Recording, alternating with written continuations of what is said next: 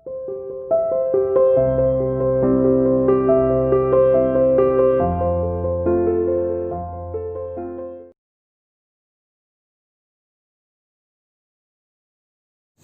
to CR International School online classes. Hello students, how are you? Hope you are fine. बेटा, हम हमारे अतीत book का chapter number 4 read कर रहे थे। क्या बताती हैं हमें किताबें और कब्रें, कि किताबों और कब्रों से हमें अतीत के बारे में क्या क्या जानकारी मिली, वो हमने इस चैप्टर में रीड करा था। जैसे कि किताबों में वेदों के बारे में हमने जाना कि जो वेद है वो संख्या में 4 हैं। ठीक है, ऋग्वेद, यजुर्वेद, सामवेद और अथर्ववेद। ठीक है, इनसे क्या क्या जानकारी मिली हमने वो देखा, क्योंकि ये वेद जो हैं पहले लोग सिर्फ इनका उच्चारण करते थे ऋग्वेद का, बाद में लिखा जाने लगा। तो अतीत की बहुत सारी जानकारी मिली। जैसे ऋग्वेद में बहुत सारी प्रार्थनाएं हैं, ये प्रार्थनाएं ज्यादातर अपने जानवरों के लिए या फिर अपने पुत्रों के लिए की जाती थी। ठीक है, और कब्रों के बारे में हम पढ़ रहे थे कि उस वक्त में मानव को दफनाया जाता था, जलाने की बजाय मानव को दफनाया जाता था। और जब मानव को दफनाया जाता था तो उसके साथ कुछ विशिष्ट प्रकार की चीजें भी रख दी जाती थी, क्योंकि लोगों का मानना था कि मृत्यु के बाद भी जीवन है। ठीक है, और तो मृत्यु के बाद जीवन है, तो जिस व्यक्ति की उसको जिन चीजों की उसे अब जरूरत पड़ रही है वो मृत्यु के बाद भी पड़ेगी। तो वो उसके साथ खाने पीने का सामान, उसके आभूषण है, और यहाँ तक कि हमें उसके अंदर जानवरों की भी हड्डियां मिली हैं। घोड़े का कंकाल मिला है, मीन्स उन्होंने घोड़े को भी उस शव के साथ दफनाया होगा।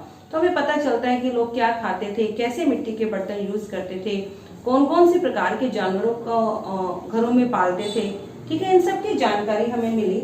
आज बेटा हम बात करते हैं इनाम गांव में एक विशिष्ट व्यक्ति की कब्र। इनाम गांव में हमें एक विशिष्ट व्यक्ति की कब्र मिली है, उसके बारे में देखिए क्या लिखा है। यह भीमा की सहायक नदी घोड़ के किनारे एक जगह पर है।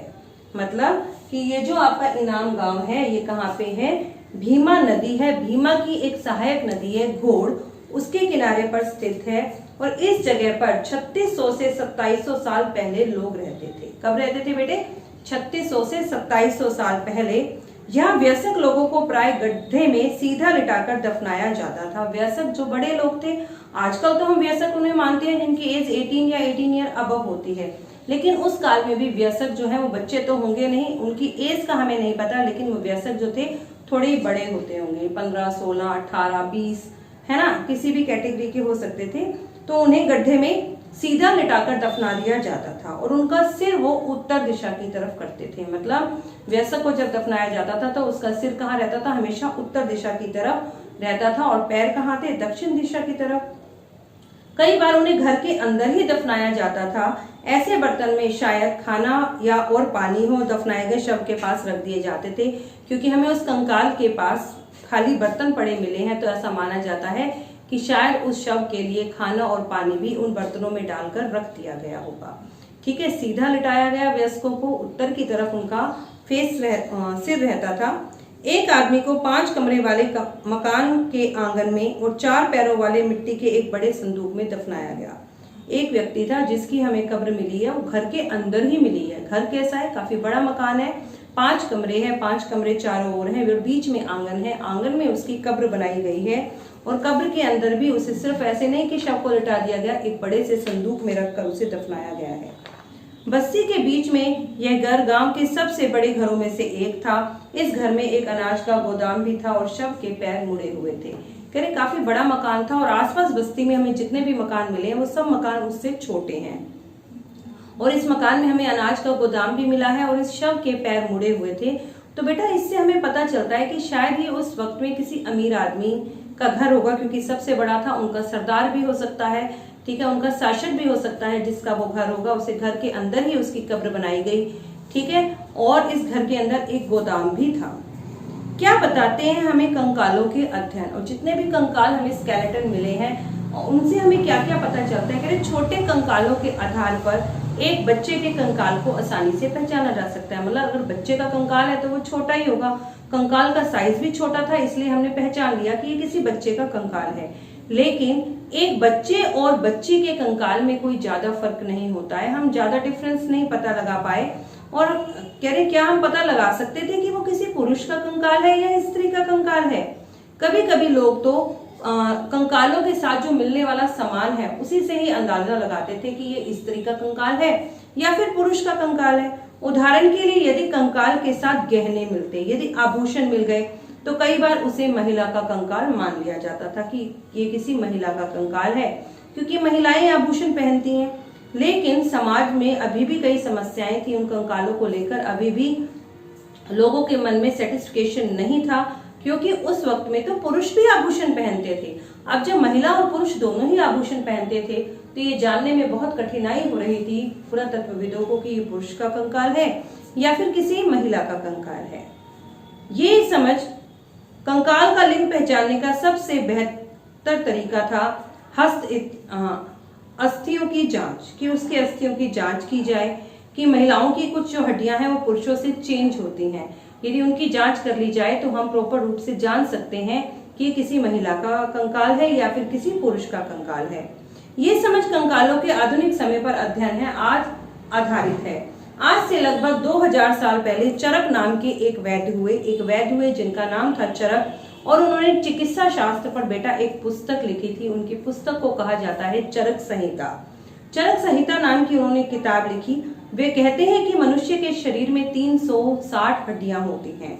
उन्होंने माना कि मनुष्य के शरीर में 360 हड्डियां हैं, जबकि आधुनिक शरीर रचना जो है, आधुनिक शरीर रचना विज्ञान 206 हड्डियों से काफी ज्यादा है। लेकिन आजकल माना जाता है कि मानव के शरीर में 206 हड्डियां हैं, तो ये संख्या उससे काफी ज्यादा है। संभवतः ऐसा होगा कि जो आचार्य वैद्य थे, जब उन्होंने हड्डियों की गिनती की होगी तो उन्होंने दांतों को भी गिन लिया होगा और हड्डियों के जोड़ भी काउंट कर लिए होंगे, और साथ साथ में उन्होंने कार्टिलेज को भी जोड़ लिया होगा।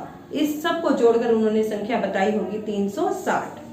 आगे हम बात करते हैं इनाम गांव के लोगों के काम धंधे की। इनाम गांव के लोग क्या क्या काम धंधे करते थे, इसके बारे में हमने कैसे जाना, क्या चीज वो करते थे अपनी जीविका उपार्जन के लिए, पैसा अर्जित करने के लिए, ये लोग क्या क्या काम करते थे। देखिए, इनाम गांव में पुरातत्वविदों को गेहूं, जौ, चावल, दाल, बाजरा, मटर और तिल के बीज मिले हैं।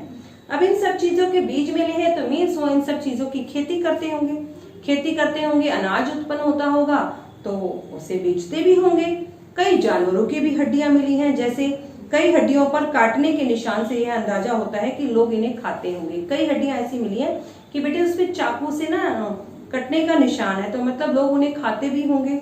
गाय, बैल, भैंस, बकरी, भेड़, कुत्ता, घोड़ा, गधा, सुअर, सांभर, चितकबरा, हिरन, कृष्ण मृग, खरहा, नेवला, चिड़िया, घड़ियाल, कछुआ, केकड़ा और मछली की भी हड्डियां वहां पर मिली हैं। मीन्स मानव इन सब पशुओं का इस्तेमाल करता था। ऐसे साक्ष्य मिले हैं कि बेर, आंवला, जामुन, खजूर और कई तरीके की रसभरियां भी एकत्रित की जाती थी। मतलब गेहूं, चावल, जो बाजरा मिला, मीन्स मानव खेती करता होगा। पशुओं की हड्डियां मिली, उन पर काटने के निशान मिले, मीन्स मानव पशुओं का मांस भी खाता होगा। और बहुत सारे पशु थे, जैसे घोड़ा है, घोड़े का व्यापार के लिए प्रयोग करता होगा, क्योंकि अनाज भी उगाता था, तो अनाज को एक जगह से दूसरी जगह पहुंचाने के लिए वो यूज करते होंगे। गाय है, इनका इस्तेमाल वो दूध के लिए करते होंगे। तो इस प्रकार हम इनाम गांव के लोगों के काम धंधों की एक सूची भी तैयार कर सकते हैं। एटलस में चीन को देखिए। एटलस क्या होती है बेटे, मैंने आपको पहले ही बताया था, मानचित्रों की एक पुस्तक जिसमें सभी प्रकार के मानचित्र को एकत्र कर लगा दिया जाता है, उसे हम एटलस कहते हैं। उसमें यदि हम चीन को देखें तो लगभग 3500 साल पहले हम यहाँ के लेखन कला के सबसे पुराने उदाहरण पाते हैं कि लेखन कला, जब लिखने की कला शुरू हुई तो उसके सबसे पुराने उदाहरण हमें चीन में ही मिले हैं। यह जानवरों की हड्डियों पर लिखा गया था। किस पे लिखे गए थे बेटे? ये लेख जानवरों की हड्डियों पर, और इन्हें भविष्यवाणी करने वाली हड्डियां कहा जाता था। माना जाता था कि इन हड्डियों पर लिखकर हम भविष्य के बारे में बता सकते हैं, क्योंकि मान्यता थी कि ये हड्डियां भविष्य बताती हैं। राजा लोग लिपिकारों से इन हड्डियों पर सवाल लिखवाते थे। क्या वे युद्ध जीतेंगे? क्या उन्हें पुत्र की प्राप्ति होगी? क्या अच्छी फसलें होंगी? ठीक है। और फिर इन हड्डियों को आग में डाल दिया जाता था, और आग की गर्मी के कारण ये हड्डियां चटक कर उनमें दरारें पड़ जाती थी। और दरारें पड़ जाने के बाद जो भविष्य वक्ता है वो इन दरारों को बड़े ध्यान से देखते थे और फिर भविष्यवाणी करने की कोशिश करते थे। लेकिन बेटा, ये भविष्यवाणी जो है ऐसा संभव है कि ये भविष्यवाणी गलत भी हो जाती है। हो सकता है उन्होंने कुछ देखकर कहा हो और हो सकता है वो होना हो तो वो सच हो जाता था। लेकिन क्या हड्डियों पर लिखकर कोई भविष्यवाणी सच हो सकती है? ऐसा हम आज नहीं मान सकते हैं। ये राजा शहरों में महल बनाकर रहते थे। उन्हें बेशुमार दौलत इकट्ठी कर ली थी, जिनमें बड़े बड़े नक्काशी किए गए कांसे के बर्तन भी शामिल है, लेकिन वे लोहे का इस्तेमाल करना नहीं जानते थे। मतलब बड़े बड़े महल थे राजा के, बहुत ज्यादा धन दौलत थी, कांसे के बर्तन मिले हैं, लेकिन हमें वहां पर लोहे की कोई भी चीज नहीं मिली। इसका मतलब कि ये लोग अभी भी लोहे का इस्तेमाल करना नहीं जानते थे। तो बेटे आज हमारा ये चैप्टर कंप्लीट हो जाता है। क्या बताती हैं हमें किताबें और खबरें। आप इस चैप्टर को अच्छे से रीडिंग कीजिए और बेटा रीडिंग करने के बाद ना कुछ क्वेश्चंस खुद से बनाया करो रफ नोटबुक में और उसे फाइंड आउट करने की कोशिश किया करो। ऐसा करोगे ना तो आपको ये चैप्टर थोड़ा और अच्छे से समझ आ जाएगा। ओके।